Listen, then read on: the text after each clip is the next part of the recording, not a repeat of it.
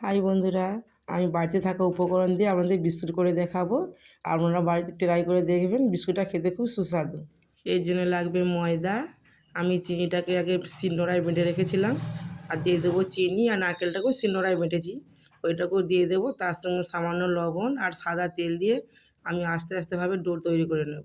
এতে একটু জল অ্যাড করা চলবে না। আমি ওই যা সামগ্রী দিয়েছি ওইটা দিয়ে ভালো করে ডো তৈরি করে নেব। ভালো করে গোল আকারে ডো তৈরি করে 10 মিনিট আমি চাপা দিয়ে রেখে দেবো। ওই ডোটা থেকে আমি গোল গোল আকার থেকে কেটে নিয়ে আমি বেলুন চাকে ভালো করে বেলে নেব। নিয়ে একটা ছোট্ট সাইজের ঢাকনা নিয়ে আমি গোল গোল সাইজে কেটে নেব। সবগুলোকে আমি একইভাবে বানিয়ে নেব। সেই চুলার মধ্যে আমি একটা ননস্টিকের কড়া বসিয়ে দিয়েছি। কড়াটা গরম হয়ে গেলে আমি দিয়ে দেবো সাদা তেল, আর একে একে বিস্কুটগুলোকে আমি তেলের মধ্যে ছেড়ে দেবো। এটা হালকা আঁচে ভাজতে হবে, বেশি হিটে ভাজা চলবে না। বেশি হিটে ভাজলে ভিতরটা কাঁচা রয়ে যাবে।